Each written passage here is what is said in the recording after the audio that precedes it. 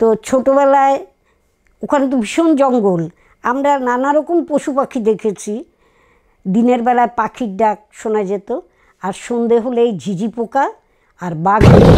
রাত্রিবেলা কি বেরোতো না এই কারণে যে রাত্রিবেলা উঠোনের উপর দিয়ে বাঘ যেত, এই জন্য কেউ বেরোতো না। আর যত ওই যে ছাগল গরু ভেড়া যা যা ছিল সবগুলোর ঘরে তালা দেওয়া থাকতো, রাত্রিবেলা কেউ বেরোবে না, দিনের বেলা যাচ্ছে। সেরকম রাত্রিবেলা সবাই শুয়ে থাকতো, কেউ উঠতো না, কোনো কিছু ঘটনা হলেও উঠতো না, যা হওয়ার হয়ে যাবে সকালে দেখবে, বুঝে নেবে। তো একদিন কী হয়েছে, আমরা তখন ঘুমাচ্ছি, আমি যাই না, বাঘ এসছে, মা তো বুঝতে পেরেছে, আর বুঝতে পেরেছে এই জন্য গরু ছাগল এগুলো ছটপট করে। তো গরুর ঘরে ভেড়া রাখতো, বড় বড় ভেড়া ছিল আমাদের, বেশ সিঙ্গালা ভেড়া। তারপরে কী হয়েছে, মা তো দরজা খুলে ঢুকে গেছে, দেখছে পিছন দিকে গোয়ালের পিছন দিকে বাঘ ওই নিচটা মাটি করে ফাঁকা করে নিয়েছে, ওখান থেকে ভেড়াকে টানছে। মা চিৎকার করে বাবাকে বলছে যে তাড়াতাড়ি আসো, ভেড়া কিন্তু নিয়ে গেল, অনেক বড় ভেড়াটা ছিল, ভেড়া কিন্তু নিয়ে গেল। বাবা বলছে না, আমি যাব না, তোমাকে বাঘে খাক, আমি তাও যাব না। মা অনেকক্ষণ চেষ্টা করেছে, জুঝেছে অনেকক্ষণ, কিন্তু পারেনি, ভেড়াটাকে রাখতে পারেনি, ভেড়াটাকে নিয়ে চলে গেছে। তো একদিন জানিস এরকম বসে আছি বারান্দায় বসে আছি, একটা বাঘ যাচ্ছে। আমি যেহেতু ছোটোবেলায় চলে এসেছি, অত চট করে কিছু বুঝতে পারতাম না। ও যেমন বুঝতে পারে যে বাঘ আসার আগে ফেউ ডাকে, ওই ফেউ আমি দেখিনি, ওরা আর কি বাঘের মতোই দেখতে, ছোট, ওটা খুব চিৎকার করে, মানে বনের জন্তুদের সজাগ করে দেয়। বাঘ এলে সব জন্তুদের বুঝতে পারে, পাখিরা খুব ছটফট করে, কারণ বাঘের গায়ে একটা গন্ধ আছে, ও সব জন্তুরাই বুঝতে পারে। তো এরকম যাচ্ছে, আমি বলছি মা দেখো দেখো কি, মা বলছে ওটা বাঘ। কি সুন্দর চলে গেল। আর ওই বাচ্চারা রাস্তার পাশে বাচ্চাদের হাঁড়িয়া খাইয়ে দেয়, ওরা ঘুমায়, কারণ আপনারা তো মা বাবারা পাতা তুলতে পারবে না, ঘুমাচ্ছে। বাঘটা একবারও ফিরেও তাকালো না, সোজা চলে গেল। তো কোনোদিনও দেখিনি যে, মানে শুনিও নি যে বাঘ মানুষ খেয়েছে, কোনোদিনও শুনিনি। দু একটা হয়তো সাপে কাউকে কেটেছে এরকম শুনেছি, কিন্তু বাঘ মানুষকে আঁচড় দিয়েছে, কারণ ওরা ঘরের ভেতর শোয় না, ওদের নাকি দম বন্ধ হয়ে আসে। এখানেও আছে, এই গ্রামের দিকে লোকেরা ওই মাঠে যায় সকালবেলা, যদিও তাদের সব করে দিয়েছে, ওখানে ওরা যায় না, ওদের নাকি দম বন্ধ লাগে। আমার সাথে একটা ছেলে চাকরি করতো, ও বলেছিল যে আমাদের দম বন্ধ লাগে।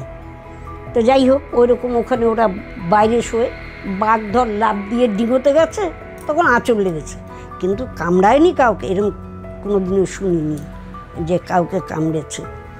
যাই হোক, আমার ছেলে যেদিন হলো, মা সন্ধ্যাবেলা হসপিটালে যাচ্ছে, তো ওখানে তো শুধু চা বাগান, রাস্তায় তো লোক নেই, আর লাইটও নেই, লাইট ফাইটের বেলায় নেই। এখন আগে তো ছিলই না, বাড়িতেও লাইট, এখন কোয়ার্টারে লাইট দিয়েছে, আগে তো কোয়ার্টারে লাইট ছিল না।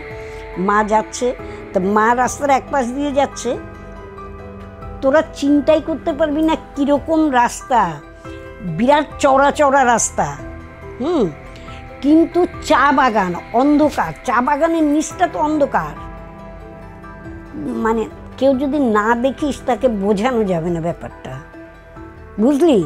আর বড় বড় গাছ, গাছের ছায়া, তো চাঁদ উঠলেও গাছের ছায়াটা তো রাস্তায় পড়ছে, অন্ধকার। তো মা রাস্তার এক পাশ দিয়ে যাচ্ছে, আর আরেক পাশ দিয়ে বাঘ হেঁটে চলেছে। তো চিন্তা কর, মা একা একজন মহিলা রাস্তা দিয়ে যাচ্ছেন, মার কতখানি টেনশান, আমি হসপিটালে, মার কীরকম টেনশান, তার মধ্যে পাশ দিয়ে বাঘ যাচ্ছে। ভাবতে পারছিস ব্যাপারটা, মানে কি সাংঘাতিক রাস্তা, তারপরে ড্রেন, তারপরে কিন্তু শুরু বাগান। মাকে যদি টেনে নিয়েও যায় কেউ জানতে পারবে না। তো মা যাচ্ছে, আর শুধু বলছে আমাকে খেও না, আমার নাতি হলে আমি নাতির নাম রাখবো তারক। এই কথা বলতে বলতে যে আমার নাতির নাম রাখবো তারক, আমাকে খেও না, আমাকে খেও না, এইসব বলতে বলতে মা যাচ্ছে। মানে ভয়ের চোটে কল্পনা করতে পারছিস একজন মহিলা রাস্তায় একা, মানে কোনো দিকে কোনো লোক নেই, শুধু বাগান আর অন্ধকার। তা যাই হোক, মা যখন হসপিটালের সামনে গেছে দৌড়ে হসপিটালের ভেতরে ঢুকেছে।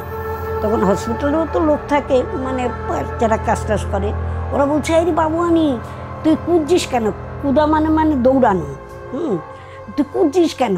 তো মা বলছে যে আরে পেছনে বাঘ বাঘ। বলছে কাহারে তোর বাঘ? হ্যাঁ, বাঘ তো তার মতো হেঁটে জঙ্গলে চলে গেছে। মা তো ভয়ের চোটে, মানে কতখানি সাহস হলো একজন মহিলা। এরকম আমরা তো বোধহয় ওখানে হাঁটফেল করতাম। একবার আমি এখান থেকে কলকাতা থেকে যাচ্ছি, একা যাচ্ছিলাম এবার, আর ওখানে দুটো হাট হয়, একটা বৃহস্পতিবারে একটা রোববারে। হাটগুলো ভারী সুন্দর, হাটে হাতি টাতি আসে, ভারী সুন্দর হাটগুলো। তো এখান থেকে যাচ্ছি আর তখন সন্ধে হয়ে গেছে। আমি ভাবছি সন্ধে হয়ে গেছে, হাটবার তো, হাটবারের লোক অনেক গ্রামের দিকে দেখবি অনেক দেরি করে করে বাড়িতে যায়। আমি সেভাবে আমি যাচ্ছি দেখছি, কিন্তু লোকজন কাউকে দেখছি না। আর আমার গা ছমছম করছে, কারণ দুপাশেই চা বাগান, আশেপাশে কোনো বাড়ি নেই। তার আগে কোয়ার্টার্স আছে কয়েকটা, নতুন করেছিল। আমি আরামসে চলে যাচ্ছি, যা হওয়ার হবে, যাই না হাঁটতে হাঁটতে। হঠাৎ দেখছি দুদিকে বাগান তো, এ পাশ থেকে একটা লাফ দিল, ও পাশে মহারাজ। ওই দেখে আমি যে উল্টো দিকে দৌড়ে গেছি না উড়ে গেছি আমি নিজেও জানি না। উল্টো দিক থেকে ওখানকার বাগানের একদম নাপিত, ওদের নাপিত থাকে, নাপিত ধোপা এগুলো সব থাকে কোম্পানি। ও আসছে, ও আমাকে দেখে চিনতে পেরেছে। ও বলছে দিদিমণি কী হচ্ছে তোমার? এমনি করে দৌড়াচ্ছে কেন? কোত্থেকে আসছো? আমি যে দাঁড়াও, আমাকে একটু দম নিতে দাও। আমি দাঁড়ালাম, আমি যে জানো আমি এরকম যাচ্ছি, 1 মিনিটে চলেছি, দেখছি এপার থেকে ওপারে লাফ দিয়েছে। বলে সর্বনাশ, তোমার তো সাহস আছে দেখছি। আমি সাহস কি, আমার মনে হয় অলে মরেই গেছি, এরকম একটা অবস্থা। আমি যে কী করে দৌড়ে এসেছি না উড়ে এসেছি আমি নিজেই যাই না। বলে কিচ্ছু হবে না, চলো আমার সাথে চলো। তা একদম বাড়ি আমার কোয়ার্টার্সে পৌঁছে দিয়েছে ও লোকটা নিয়ে। তারপরে একদিন সকালবেলা ঘুম থেকে উঠেছি, উঠে দেখি বারান্দায় একটা খুব সুন্দর একটা পাথর। আমি বলছি মা বারান্দায় দেখো কী সুন্দর একটা পাথর। মার এত অভিজ্ঞতা ছিল, মা বলছে তুই ধরবি না ওই পাথর। আমি কেন? বলে না ধরবি না, আমি দেখি আগে। মা এসে বলছে আরে ওটা পাথর না, ওটা গরুর চোখ। আমি না অবাক হয়ে গেছি। আমি তুমি আমাকে আগের থেকে বললে কি করে? বলে জানি এরকম হয়তো এখানে। বলছে কোথাও নিশ্চয় কারো গরু বাঘে মেরেছে কালকে রাত্রে। আমাদের যে গরুটা, যে কুকুরটাকে ওই বললাম বাঘে নিয়ে গেছিলো, ওই কুকুরটাই ছিল। আমাদের এমনি নিজস্ব পোষা কুকুরও ছিল, যাই হোক ওটা বাইরের কুকুর আর কি। তারপরে মা বলছে আমি জানি যে কিছু একটা তুই দেখেছিস, তাই ধরতে নিষেধ করুন। আমি সত্যি সত্যি ধরতাম, জানিস তো কী যে সুন্দর চোখটা, মানে শুধু চোখ, মানে আমাদের চোখের ভেতরটা যেমন ভারী সুন্দর, এইরকম ভারী সুন্দর। আর গরুর চোখ তো বড়, আমি তো চাই বুঝিনি ওসব। তারপরে মা সবাইকে জিজ্ঞেস করছে, আমাদের পাশের বাড়ি শীতলদা, ওদের বলছে হ্যাঁ রে মঞ্জু তোদের গরু সব ঠিক আছে? বলছে না মাসিমা, কালকে একটা গরু আসেনি।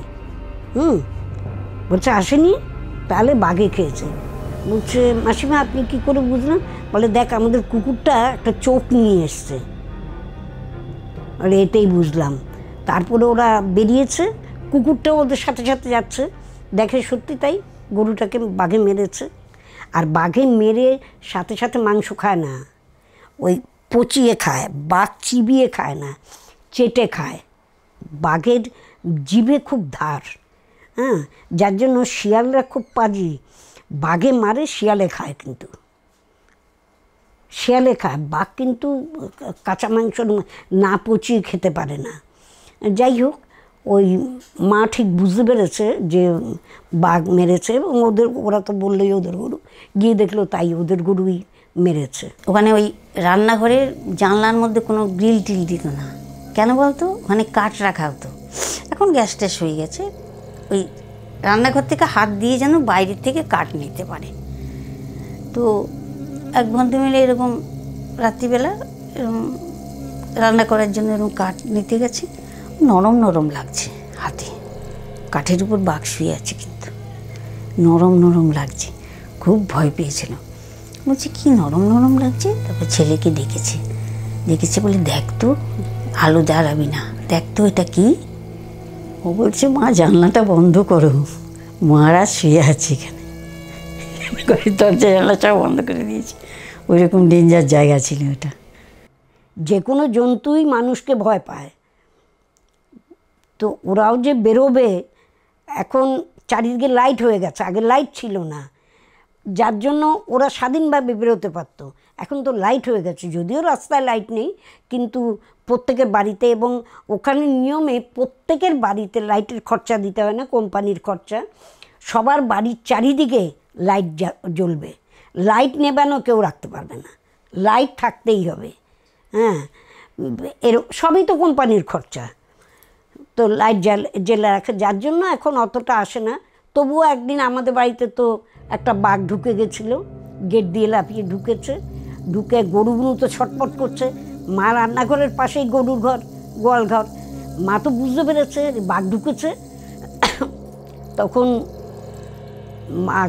মা কি আর বাইরে আসছে, ওই রান্নাঘর থেকেই দেখছে বাঘটা ঢুকলো, ঢুকে গরুকে কিছু করেনি, ওই সামনে একটা কুকুর বাচ্চা দিয়েছিল, কুকুরটা বাচ্চা নিয়ে শুয়ে আছে, কুকুরটাকে ঘাড়ে কামড় দিয়ে পিঠে তুলে নিয়ে আবার লাফ দিয়ে চলে গেল। আরেক দিন হয়েছে যেমন হঠাৎ বাঘ এসছে, গরু নিয়ে গেছে কোথায়? ওই জঙ্গলে। তা আমরা সবাই মিলে গেছি, এই 10টা সাড়ে 10টা হবে, সবাই মিলে গেছি। আর জঙ্গলটা এত সুন্দর, মানে মনে হয়েছে কি পরিষ্কার করে রেখেছে। আর হাতি দিয়ে ওরা করে কি, যে গাছ কাটে, বড় বড় গাছগুলো যখন কাটে, ওগুলোকে এত সুন্দর করে সাজায়, মনে হবে যে মানুষ সাজিয়েছে। হ্যাঁ, একদম পরিষ্কার। আমরা একদম জঙ্গলের ভিতর ঢুকে গেছি, যেখান দিয়ে গরুটাকে নিয়ে চলে গেছে। আমরা একদম জঙ্গলের ভিতরে চলে গেছি, তারপর ওখানে লোকজন যে ছিল জঙ্গলে, ওদের জিজ্ঞেস করলাম, হ্যাঁ গো কোথায় এখানে বাঘ? বলে তোমাদের সাহস দেখে তো অবাক হয়ে যাচ্ছি, এই মাত্র আমি এসছি ওখান থেকে।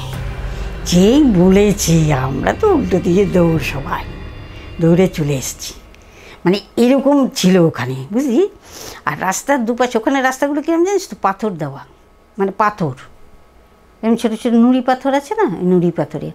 আর এই পাশে তো বাগান, আর রাস্তার পাশে সব আমলকি গাছ, ছোটো ছোটো ছোটো ছোটো সব আমলকি গাছ, কুল গাছ। মানে কি সুন্দর যে জায়গা না, ওটা বোঝানো যাবে না কাউকে, এত সুন্দর, এত শান্ত। আরেকদিন দেখছি একটা হাতি এরকম বসেই যাচ্ছে, ওটা হলো কোম্পানির হাতি, ওদের হাতে ছিল, এরকম বসে যাচ্ছে। আমি বললাম বসে যাচ্ছে কেন? আমি গেটে দাঁড়িয়েছি, কিরে বসে যাচ্ছে কেন? দেখছি উপরে মাহুত আছে, মাহুতের নেশা করেছে, মাহুতে যাতে ও উপর থেকে পড়ে না যায়, সেই জন্য হাতিটা আস্তে করে বসে গেল। আমি দাঁড়িয়ে থেকে না অবাক, যে কি বুদ্ধি হাতির।